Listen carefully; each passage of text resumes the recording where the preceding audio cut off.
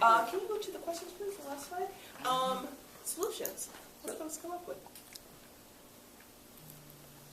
We were talking about that there needs to be a mirror of all the faith-based needs programs. You know, some of us don't feel comfortable going into different places, you know, that, and what we hear a lot in our community, we're from the southeast side, and it's wonderful that churches get together or do things or take action. Yeah. We applaud them for that, but some of us aren't comfortable going into those places or whatever, and so we need something that's non-faith-based, I guess. But a mirror, it should mirror all the faith-based Right. programs that you're doing without that. Right. Places that everyone feel included. Exactly, because so many people, you know, they just either never were or have converted to something other than the conventional, call it, faiths. Thank you. I like the model I heard about. Unfortunately, it's in Scandinavia, but it's pretty cool because they have younger people that need either room and board. They're like in school, and they help older people in a dwelling. Like they're living there, and they visit with them, help cook, clean. They do things that work off having a place to stay while they're in college or graduate school or what have you. I don't know if that's possible really in this country, but I like the idea of it. Yeah, and it's actually, we have one in Chicago. The Really? Natalie Solomon House Oh, cool. is literally that. So there are Okay. independent and I would imagine if you could expand that, people would really be interested. And that's my personal opinion. I think the students are like in the corner apartments and they help with Yeah. all kinds of stuff. Okay, It's very cool. What's the name of that? Natalie Solomon, Is that the one? SALMON. Is that run by Home? So ways to find, ways to solve problems, solve two problems at once. And then also getting at that intergenerational perspective that came up and we know comes up quite a bit. So is also only accessible on the north side, like a housing unit on the north side or something? I'm talking about like expanding it, you know, Right. west side, south side, because Right. north side is very resource heavy.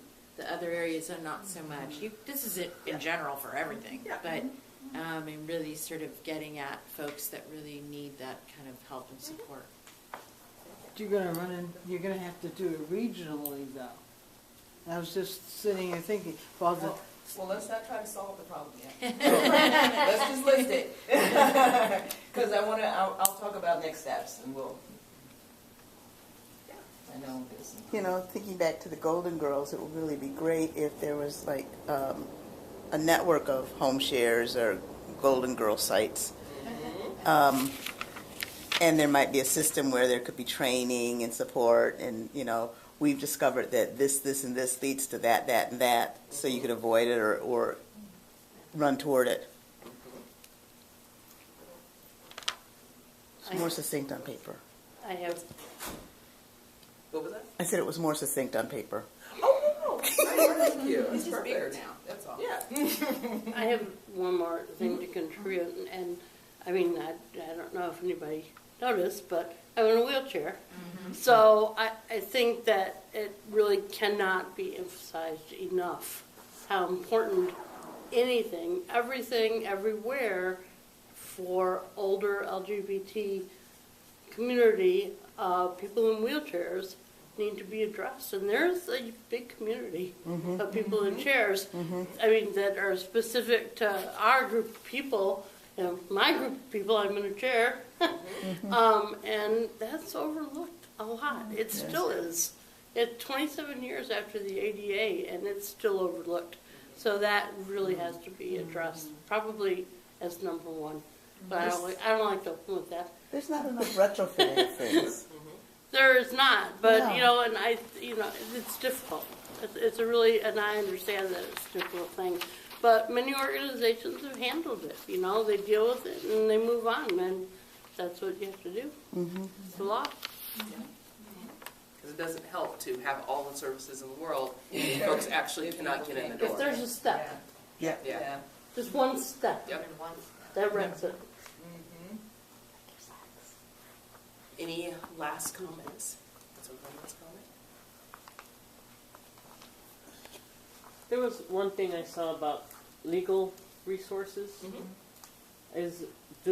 Was it mentioned or is it on there that, like in our case, I happen to be Kathy's partner of 27 years, but we're not married or anything because it would be difficult financially and resource-wise or things like that.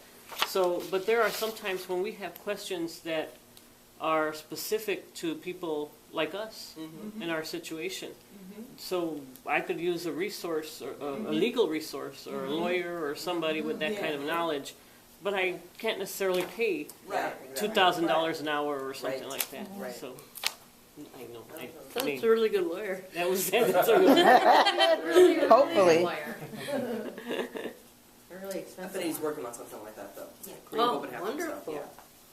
Thank you. Yeah. Also, this person here, Karen, who presented at the conference, we've had a conversation about having some type of mobile legal services. Oh, Hera? Yeah. Yeah. She was interested in that. Wonderful.